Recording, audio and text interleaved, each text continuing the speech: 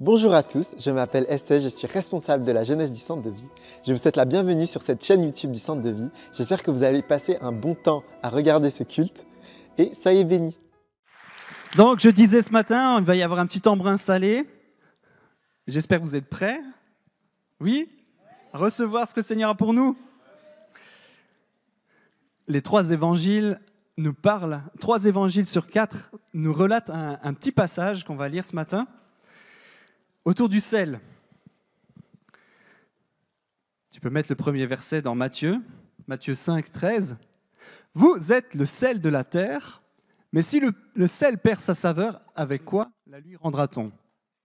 Il ne sert plus qu'à être jeté dehors et piétiné par les hommes. » Voilà comment Matthieu détaille ce texte. On peut lire dans Luc. « Le sel est une bonne chose, mais si le sel perd sa saveur, avec quoi la lui rendra-t-on ? Il n'est bon ni pour la terre, ni pour le fumier, et on le jette dehors. » Et encore dans Marc. « Le sel est une bonne chose, mais s'il perd sa saveur, avec quoi la lui rendrez-vous ? Ayez du sel en vous-même et soyez en paix les uns avec les autres. » Voilà quelque chose d'étonnant. Enfin, lorsque 3 fois un récit est relaté dans les évangiles, c'est qu'il y a vraiment une importance forte. Et je vais essayer de vous montrer comment Dieu peut nous parler à travers la Bible. Alors ça va être un peu didactique, j'espère que vous allez me faire grâce. Je ne suis pas prof, mais j'essaie d'être didactique. Donc déjà, s'il y a 3 fois le même passage, 3 fois un même aspect, c'est que ça doit être vraiment important. Jésus dit, en vérité, je vous le dis, c'est qu'il répète 3 fois les choses pour qu'on ait bien l'attention. Donc si c'est 3 fois marqué, c'est qu'il doit y avoir quelque chose de fort là-dedans. Tous parlent de sel, donc ça c'est le point commun. Sel, on est d'accord. Tous parlent de sel. Point commun, le sel. Deuxième chose, tous parlent de perdre la saveur. Tu peux l'enlever si jamais. Tous parlent de perdre la saveur, le goût salé, on peut le perdre. Donc voilà les 2 grands points communs.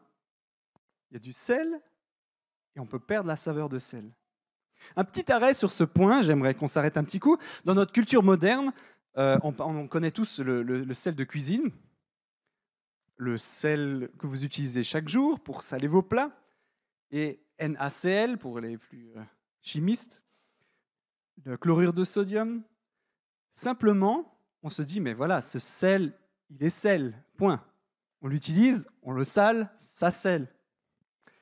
Mais on ne comprend pas le concept de perdre le goût salé. Vous comprenez, vous ? Comment le sel peut ne plus être salé ? Et puis, il faut se remettre dans le contexte biblique. Et on va essayer de comprendre un peu plus ce que c'est. Mon assistante favorite, la plus belle d'entre toutes les belles. Merci. Et j'ai besoin d'un petit volontaire. D'habitude, c'est toujours Essai, le volontaire, avec moi. Du coup, on peut changer. Un petit volontaire, là. Qui veut bien venir avec moi, là ? Allez, Joachim. Bon, ça, c'est pas le plus glamour, on va enlever les couvercles. Alors, j'ai 2 choses. Voilà du sel. Goûte et dis-moi lequel est salé et lequel est du sel.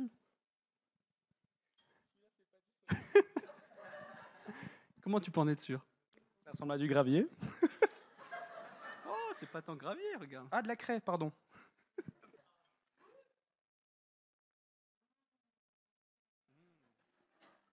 C'est dégueulasse. Goûte l'autre pour être sûr. T'es allergique à la craie, si jamais ? Non. Là, c'est du sel. Mm-hmm. C'est bien salé. Bon. Est-ce que de visu, tu vois une différence ? D'accord. Ouais. Mais est-ce que tu penses que si tu avais juste ça, on pourrait s'en sortir ?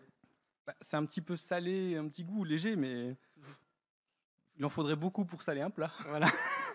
En fait, ce que je veux vous montrer, merci beaucoup. Ce que je veux vous montrer, c'est qu'avec des choses qui ont de l'apparence de sel, à l'assistant Joachim, pour des choses qui ressemblent à du sel, il y en a certains qui sont salés et d'autres moyennement salés. En fait, le sel qu'utilisaient les contemporains de Jésus, c'était du sel qu'ils extrayaient de la mer Morte, la plupart du temps des dépôts salins, Et ce sel était en fait un mélange. Il y avait évidemment du chlorure de sodium, mais il y avait aussi des impuretés, des minéraux dedans, comme dans celui-là. Alors peut-être pas autant que ça, mais c'était pour exagérer. Mais il y avait des impuretés dans le sel. On pouvait trouver de la craie, on pouvait trouver des dépôts marins dedans, des dépôts minéraux, des impuretés. Et ça pouvait arriver, et ça arrivait donc fréquemment, que si on gardait le sel à l'humidité ambiante, qu'on pouvait le laisser dans des containers qui n'étaient pas adaptés, le sel pouvait se dissoudre avec l'humidité, donc le chlorure de sodium partait, se dissolvait ou quittait justement le mélange, et il ne restait plus que des impuretés, ou en tout cas une partie d'impuretés, qui ressemble à du sel, mais qui n'en est pas. Le sel apparemment intact pouvait en réalité ne plus avoir de saveur. Le sel quittait la substance, il ne restait plus que grande partie d'impureté. Et qu'est-ce qu'on faisait avec ça? On devait le jeter, parce qu'il ne servait à plus rien, il avait plus un goût de craie que vraiment un goût de sel. Alors on devait le jeter, mais alors on ne jetait pas n'importe où, parce que si on jette ça sur les champs, ça empêche que ça pousse quand même. Donc c'est pour stériliser, ce n'est pas une bonne idée. Alors on le jetait effectivement sur les chemins, nous on le mettrait sur notre allée pour pas que les mauvaises herbes poussent. Il jetait ça sur les chemins et on marchait dessus. D'où l'illustration qu'on a entendue. Il n'est bon ni pour la terre ni pour le fumier, on la jette dehors. Et dans Matthieu, il disait « il sera piétiné par les hommes ». Et oui, c'était pratique commune de jeter ce sel qui n'avait plus de goût, qui avait perdu son chlorure de sodium par l'humidité, par les intempéries ou parce qu'il était maltraité, et on le jetait du coup sur les routes et on pouvait marcher dessus. Ça va, le petit instant culture, ça va pour vous? Ça vous parle un peu plus. Donc pour les contemporains de Jésus, pour les disciples qui écoutaient Jésus parler, ce n'était pas complètement un concept bizarre de se dire « ah ça y est, il y a du sel qui n'a plus de goût ». Pour nous, ça semble bizarre, du sel qui n'a plus de goût. Mais pour eux, ça avait du sens. Ça pouvait arriver que le sel soit mal conservé, qu'il soit dans l'humidité et qu'il perde le NaCl, qu'il perde le chlorure de sodium et qu'il n'ait plus que des impuretés qui ressemblent à du sel mais qui n'en est pas vraiment. Voilà le concept dont parle Jésus. Les disciples comprenaient ce dont il parlait. Ce n'était pas un concept fumeux, une théorie comme ça d'un sel qui perd sa valeur. Il était donc possible que ce qui semble être du sel soit purement et simplement qu'une apparence, et qu'à l'intérieur, il y avait peu de choses qui pouvaient vraiment avoir du goût. C'est une vie de façade, c'est de l'apparence, c'est quelque chose d'extérieur qui ressemble à du sel, mais dans la réalité, à l'intérieur, il n'y avait plus le goût. C'est ce qu'on pourrait attendre d'un vrai chrétien, finalement, qu'il ait du goût. Mais quelqu'un qui vient à l'église simplement, qui se dit chrétien, est-ce qu'il a vraiment un goût différent? Est-ce qu'il a vraiment une saveur salée? Ou est-ce que c'est simplement une apparence de sel? Un chrétien sans saveur ne sert à rien dans la mission du royaume. Donc mes amis, il est possible d'avoir une apparence mais de ne plus avoir de goût. Jésus nous dit qu'il peut perdre son goût. Peut-être que tu as rencontré Jésus tout feu, tout flamme, tu as été vraiment dans cette découverte de qui il est, être attiré par lui, de dire « ouais, je veux être un chrétien qui fait la différence » et tout ça. Et au bout d'un moment, quelques années passent, la vie passe, tu es dans ton contexte professionnel, tu es avec des amis, tu es à la maison, et au fur et à mesure, ton sel n'a plus de goût. Et tu perds ta saveur. Voilà ce dont parle Jésus. Maintenant, j'aimerais juste qu'on puisse s'atteler à regarder un peu plus le contexte de ces trois passages. On fait un peu didactique, mais voilà, on y va ensemble. Dans Matthieu, il ne place pas ce texte de manière spontanée, dans un contexte, ça s'inscrit dans un contexte. Ce passage qu'il a mis en place, qu'il a détaillé sur le sel, continue le sermon sur la montagne. Ce sermon qui détaille, vous vous souvenez, sermon sur la montagne, heureux les pauvres, heureux les contrastes, finalement. Ceux qui font la différence. Une contre-culture. Heureux les pauvres en esprit, heureux ceux qui pleurent.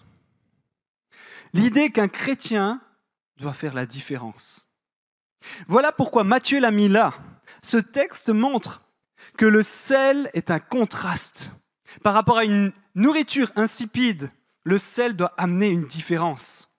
Par rapport à un plat qui n'a pas de goût, le sel doit être différent. Heureux ceux qui ne sont pas comme les autres finalement. Heureux ceux qui ne sont pas comme le monde autour. Heureux ceux qui amènent la différence. Heureux sont ceux qui ne font pas les choses comme le monde. Heureux ceux qui amènent du goût là où il n'y en a pas. Voilà le message de Matthieu finalement, qui ramène Christ au centre de celui qui met une différence dans la vie des gens. Mes amis, on est censés être des chrétiens qui amenons une contre-culture, pas une culture du monde, pas être des caméléons à être comme le monde fait, mais amener réellement un changement, une différence dans ton attitude, une différence dans ton comportement, une différence dans la manière dont tu vis, dont tu aimes, dont tu agis, dont tu parles. Est-ce qu'il y a cette différence finalement? C'est ça que demande Jésus dans ce contexte. Est-ce que ta saveur a encore une différence? Ou est-ce que tu es un caméléon qui imite les choses du monde? Lorsque tu es au travail, tu fais comme tout le monde. Lorsque tu es à la maison, tu es comme un caméléon, tu es le même, peu importe les circonstances, tu fais comme les autres, ou tu amènes la différence. Voilà ce que Chris Hodges, un de mes pasteurs favoris, dit. « Je veux que ma vie soit si attractive que les gens qui me connaissent, mais ne connaissent pas Dieu, voudront connaître Dieu parce qu'ils me connaissent. » Je vais redire parce qu'elle est forte. « Je veux que ma vie soit si attractive que les gens qui me connaissent, mais ne connaissent pas Dieu, voudront connaître Dieu parce qu'ils me connaissent. » Waouh, quelle puissance! C'est ça notre slogan, connaître Dieu et le faire connaître. Voilà le slogan du centre de vie. Mais c'est cette manière de le faire, c'est cette manière d'y arriver. Amener Christ par la différence. Amener ceux qui ne connaissent pas Dieu, leur donner envie par mon attitude différente. Est-ce que dans un monde plein de marasme, plein de tristesse, plein de désespoir, tu amènes une notion d'espoir? Est-ce que dans une notion où tous les jours à la télé ou à la radio ou sur les réseaux, vous entendez des nouvelles qui font peur, tu amènes un message d'espérance? Est-ce que dans un marasme ambiant, tu amènes la puissance de l'évangile, la puissance de l'espérance, la joie de vivre, l'espérance? Nous sommes ces ambassadeurs. Vous êtes le sel de la terre. Voilà le message de Jésus. Vous êtes le sel de la terre, des ambassadeurs qui donnent du goût autour de vous. Et comment j'arrive là? C'est que l'attitude change tout. Désolé, j'ai interverti l'ordre, je t'avais promis d'être dans le bon ordre. Tu peux remettre Matthieu 5, 16. Je vais le lire. Que de la même manière, votre lumière brille devant les hommes afin qu'ils voient votre belle manière d'agir et qu'ainsi ils célèbrent la gloire de votre Père céleste. Voilà, c'est juste après ce passage sur le sel. Voilà le contexte de Matthieu. Votre manière d'agir, votre attitude, votre manière de parler, d'aimer, de faire la différence, soit vue de tous et attire à Jésus. Voilà le sel qui a du goût, selon Matthieu. Ça va pour vous ?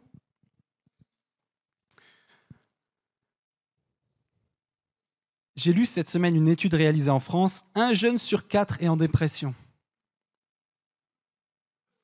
1 jeune sur 4 est en dépression. Ça m'a fondu le cœur. 1 jeune sur 4. Est-ce qu'on a un message d'espérance? Est-ce qu'il y a dans cette salle des jeunes qui veulent changer leur génération? Est-ce qu'il y a dans cette salle des personnes qui veulent amener du goût dans cette génération perdue sans espoir? Est-ce qu'il y a des personnes, des jeunes, une génération qui se lève pour dire non, on ne veut pas cette vie dépressive, on a un message d'espérance, on a la bonne nouvelle, on a de l'espoir, on a la vie en nous et on va faire la différence par notre attitude, notre manière d'aimer, notre manière de donner la vie, notre manière de communiquer l'espérance. On a besoin de chacun d'entre vous. Être une église d'influence, c'est ton influence déjà, là où tu es. Je pourrais la laisser ma femme parler, mais je vais juste résumer. Elle a expérimenté, je trouve, l'année dernière, quelque chose de vraiment fort dans ce qu'elle fait, dans son travail. elle a, je pense, dans son attitude, décidé de se dire, voilà, c'est peut-être pas ma vocation définitive, mon futur final d'être enseignante, mais là où je suis, je veux faire la différence. Et par son choix, par sa décision d'aimer ses enfants, de prier pour eux, d'aimer ses jeunes, de vouloir faire la différence là où elle a eu une année incroyable avec des contacts, des connexions. Je ne sais pas combien de personnes BEP ou avec dossier elle avait dans sa classe, mais ça semblait catastrophique au départ. Mais l'espérance a été transmise par de l'attention, par de l'amour, par de la capacité de prendre attention.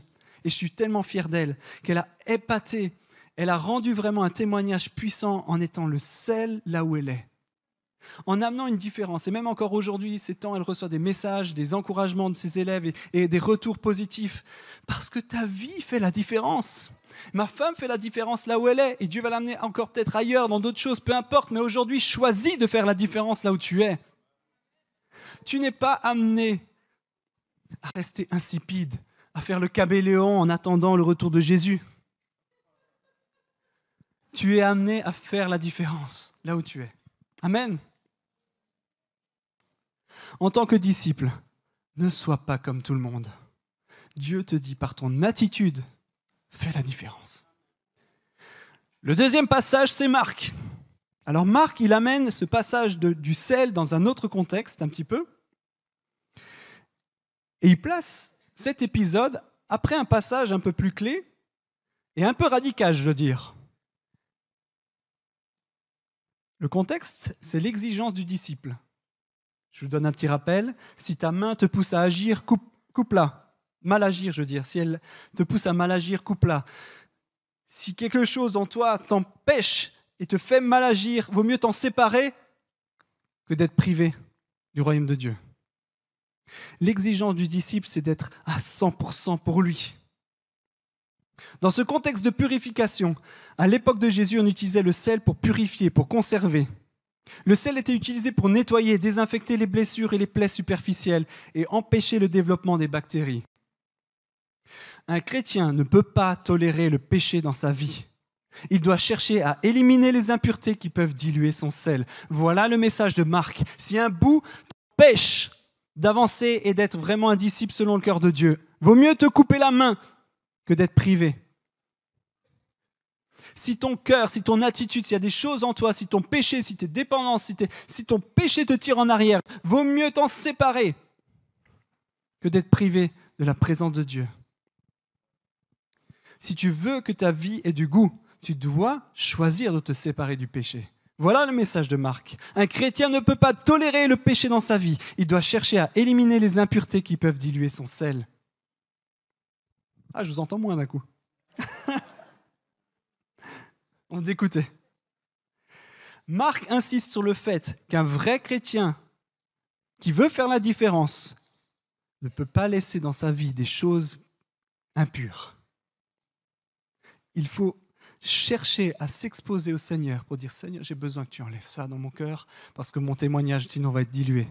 J'ai besoin, si tu veux que j'ai de l'impact, que tu enlèves ce péché dans mon cœur, dans ma vie, dans mon attitude. Purifie-moi, Seigneur. Rends-moi digne de ton appel. Je ne veux pas diluer ton message simplement parce que je suis faible, simplement parce que je tolère le mal et le péché dans ma vie. Je ne veux pas être disqualifié. Il y a tellement de pasteurs, de ministères qui se sont fait disqualifier, en tout cas temporairement, j'espère, parce qu'ils ont laissé, ils ont toléré du péché ou de l'obscurité dans leur vie. Jésus te dit par ce passage, ne laisse pas le sel se diluer. Ne laisse pas le péché prendre une place dans ta vie. Ne laisse pas des mauvaises habitudes persister dans ta vie. Sois intentionnel de venir devant Jésus. Ce n'est pas toi qui vas te changer. Mais ta responsabilité, c'est de te mettre devant Jésus et de dire « Seigneur, ça en moi, je veux que tu l'enlèves. Ça en moi, ça dilue ton message. Ça en moi, ça disqualifie. Je ne veux pas être disqualifié. Purifie-moi. Enlève de moi les impuretés. Enlève de moi ce qui ne me rend pas digne d'être ton disciple. » Voilà le message de Marc. Un chrétien qui a du goût, c'est un chrétien qui se sépare du mal. Amen.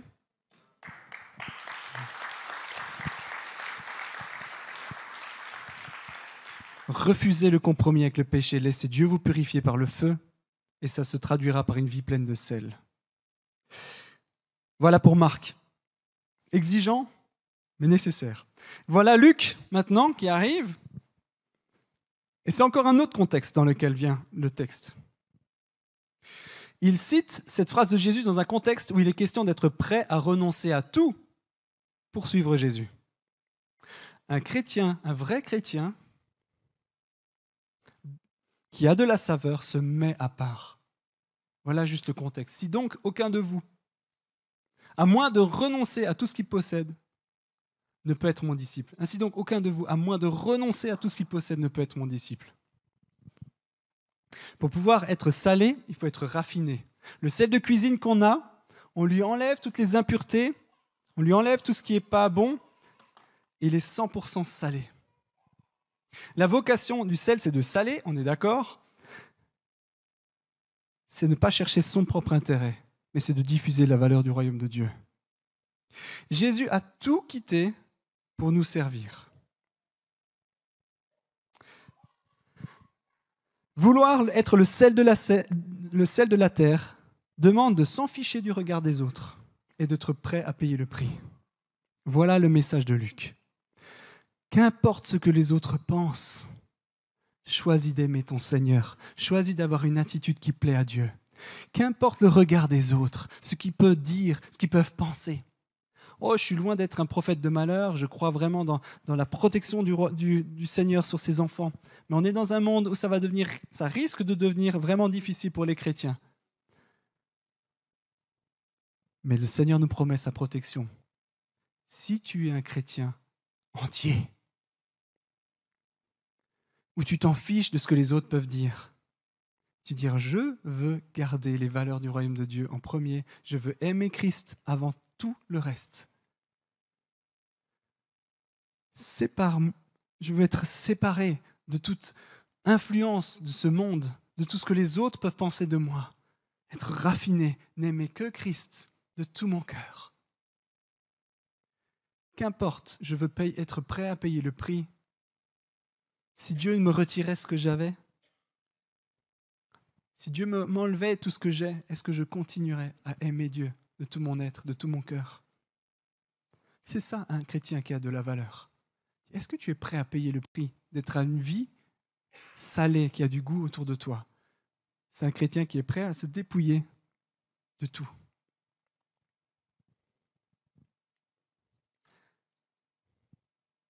Tu peux mettre les 3 résumés si tu veux. Comment on peut perdre sa saveur?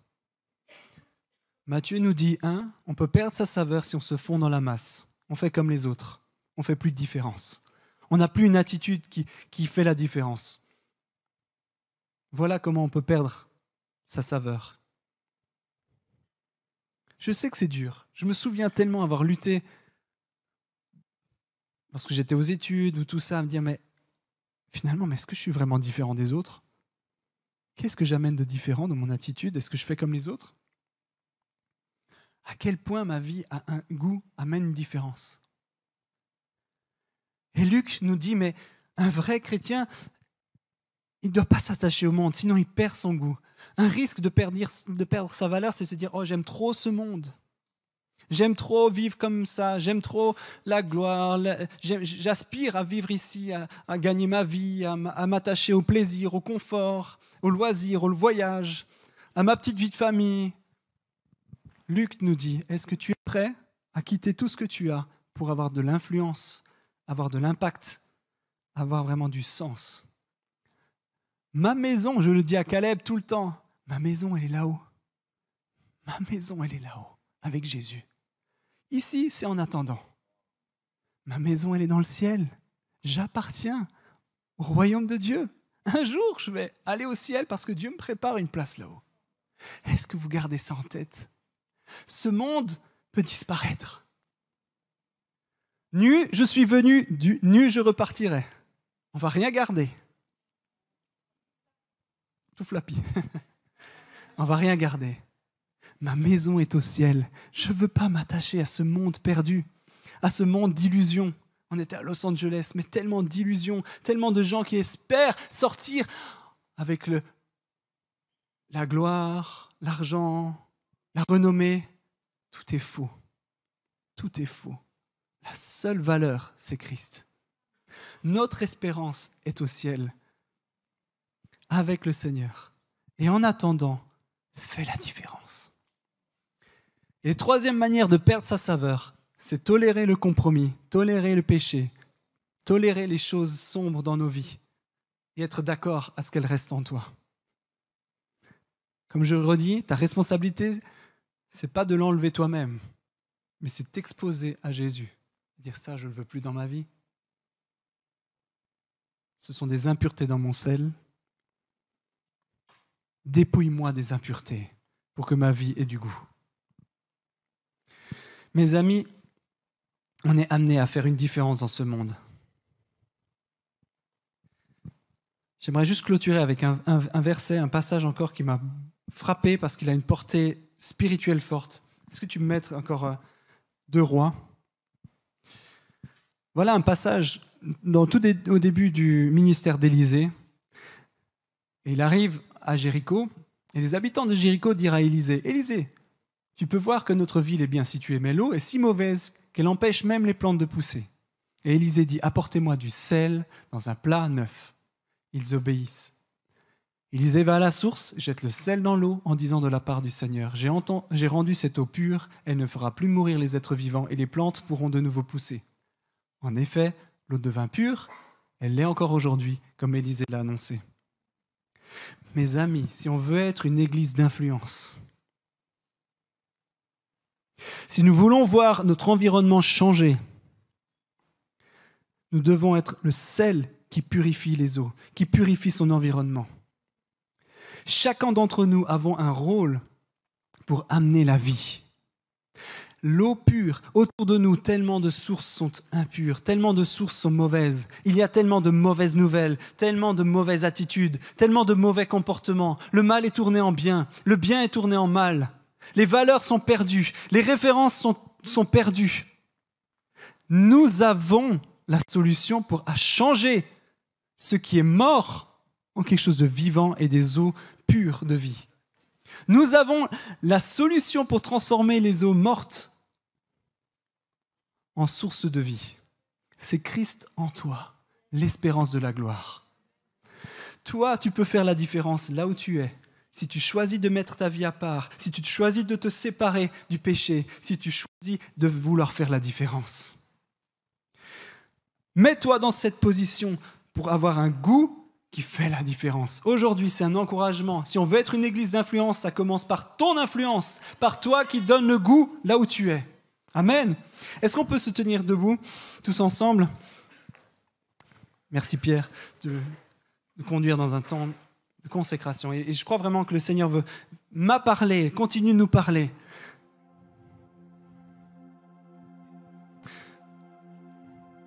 Il y a peut-être ce matin des personnes qui ont l'impression que leur vie, elle n'a pas de goût. Elle est insipide, elle n'a pas d'espérance. Peut-être tu es comme cette source dont parle Élisée où il n'y a plus rien qui pousse. Ta vie, lorsque tu la bois, il n'y a pas de goût, il y a la mort, il y a la tristesse et la solitude. Mais j'ai une bonne nouvelle pour toi ce matin.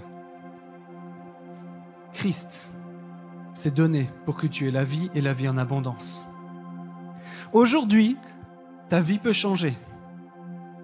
Aujourd'hui, ta tristesse peut changer. Ton désespoir peut changer. Aujourd'hui, si tu crois que ta vie, elle n'a pas de goût, Dieu peut la faire changer aujourd'hui. Et je vais prier pour toi ce matin. Si tu te sens concerné, tu dis, mais j'ai besoin que ma vie change. J'ai besoin de la consacrer au Seigneur pour qu'elle change de goût. Aujourd'hui, c'est une occasion pour toi de faire un pas et dire, Seigneur, prends ma vie, elle n'a pas de goût. C'est toi qui peux mettre ton sel. Alors je te donne l'occasion de pouvoir lever ta main et te dire, Seigneur, c'est moi. Change-moi. J'ai besoin de toi. J'ai besoin que ma vie change. J'ai besoin de ton intervention pour transformer ma vie qui est comme une source amère, qui est comme une source de désespoir. Et que tu transformes ma vie et que tu amènes la délivrance là-dedans. Seigneur, tu vois ces personnes qui se tournent vers toi à nouveau, qui veulent rechercher en toi la source de vie. Je prie que, comme Élisée, tu viennes mettre ton sel dans leur vie pour transformer ces sources qui sont désespérées en une source de vie et d'abondance. Je prie pour chacun d'entre eux qui lève la main aujourd'hui. Je prie que tu touches leur cœur. Tu viennes aujourd'hui les rencontrer et amener cette source de vie en eux. Une source d'abondance, une source d'espérance, une source de transformation, une source de vie en eux. Seigneur, tu l'as promis, si on offre nos cœurs à toi, si on nous donne entre tes mains, tu fais le changement. Et je prie aujourd'hui que tu amènes cette vie, cette espérance. S'il y a des personnes autour de ceux qui lèvent la main, priez pour eux, c'est peut-être pas juste une première décision, mais c'est juste un désir de changement. On peut prier pour eux, les bénir. Et je prie, Seigneur, que tu viennes maintenant toucher ceux qui ont ce désir, que leur vie change et que tu touches leur cœur maintenant, dans le nom de Jésus. Et je m'adresse encore plus largement à tous ceux qui ont l'impression d'avoir perdu leur saveur, que leur sel est comme cela, dilué, qui a perdu du goût, qui a perdu son influence, qui a perdu sa saveur. Si aujourd'hui tu te dis « Je veux que ma vie reprenne du goût », change son environnement, change mon entourage, change ma famille, change mes collègues, amène des changements profonds. Je me consacre et je me dis « Me voici Seigneur, transforme-moi, utilise-moi, je veux être un sel qui a du goût. Je veux plus le péché en moi, je veux plus être insipide, je veux plus d'impureté dans ma vie. Je me consacre pour avoir de l'impact. » Si c'est ton cas, comme c'est mon cas, viens, approche-toi. Je dis, je veux être un sel qui a du goût. Je veux que ma vie ait du goût et de l'influence. Approche-toi, dis, Seigneur, me voilà. Je suis prêt. Transforme-moi. Je suis désolé d'avoir perdu ma saveur. Je suis désolé d'avoir perdu du goût. Je suis désolé d'avoir perdu de l'influence. Mais utilise-moi, raffine-moi. Enlève ce qui n'est pas bon dans ma vie. Enlève ce qui n'a plus de goût en moi. Et utilise-moi pour ta gloire. Si aujourd'hui c'est ton cas, manifeste-le d'une manière ou d'une autre, ou approche-toi, peu importe, fais quelque chose, mais dis, Seigneur, me voici, je suis là pour toi. Je veux que ma vie ait du goût, je veux que ma vie ait de l'influence et amène le royaume de Dieu, amène Jésus à ceux qui sont perdus, que ceux qui ne te connaissent pas mais me connaissent, puissent te connaître. Seigneur, je prie, Saint-Esprit, par ta puissance, que tu transformes nos cœurs, que tu écoutes ces cœurs qui reviennent à toi, que tu écoutes tous ceux qui veulent que leur vie ait du goût et de l'influence, et que tu fasses ton œuvre de purification, de raffinage. Prends ma vie, Seigneur, je veux qu'elle ait du goût. Je veux changer les choses, je veux une attitude qui te plaise. Je veux un comportement qui fasse la différence. Je veux aimer, je veux dépasser les barrières. Je veux amener l'espérance là où il n'y en a plus. Prends ma vie, Seigneur. Oh, prends ma vie, Seigneur. Qu'elle fasse la différence, qu'elle amène la délivrance, qu'elle amène la vie. Alléluia.